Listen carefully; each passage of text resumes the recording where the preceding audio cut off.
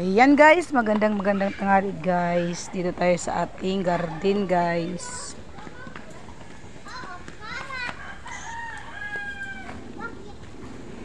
Ayan ang aking mga gabi guys. Ayan.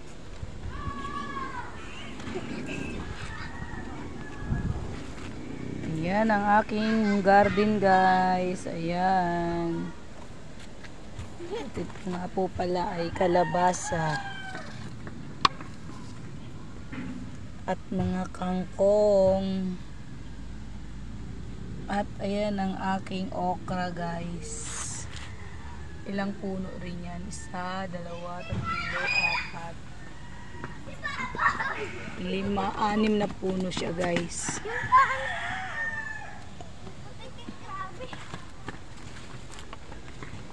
At ayan ang aking kalabasa guys na nasa lupa. Ayan, taba niya. Ayan, 2 puno yan guys.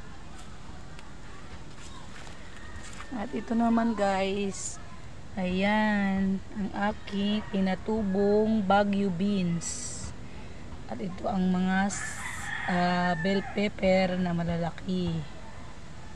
Ayan siya guys. At ito naman guys ang aking mga pechay. Tatakpan na siya.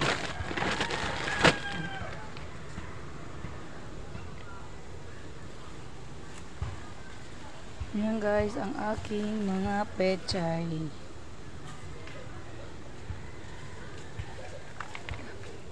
Alanta na siya, kulang na sa tubig dahil sa init. At ito naman guys yung aking sitaw. Diyan siya gagapang. Ayan ang aking mga sitaw guys. Ayan yung mga sitaw ko guys. Dito tayo sa aking pipino. Ayan yung akin guys na pipino guys. Ayan.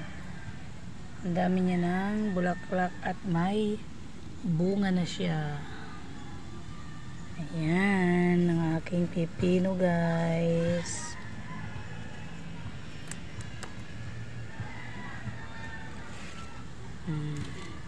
Ito yung aking mga siling green na pangsigang.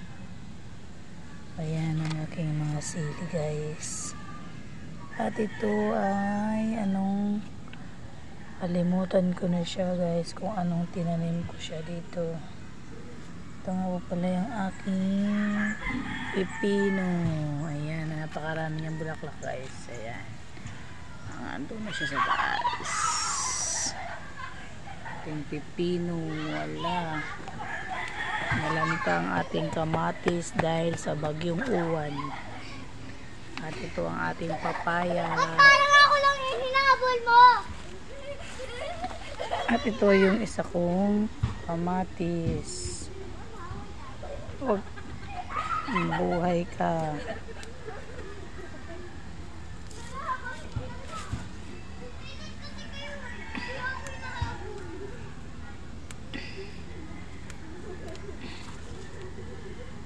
Tinanggang guys. Yan ang lalago ng aking mga talbos guys. Ayan. At may pinatubo ako ulit dito na upo kasi yung aking upo ay mga natuyo na yung dahon guys. At wala na rin siya. Ayan yung aking upo guys. May upo tayo ulit. May tatanim. Kasi pag tag-ulan, nabubulok siya.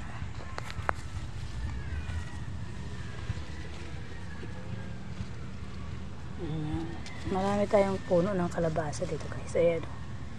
Kalabasa. Ayan ang aking mga sili. Marami akong siling tinanim to guys.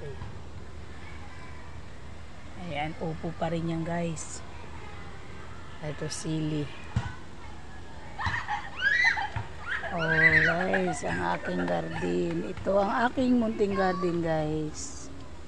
Hanggang dito na lang ang aking munting video guys.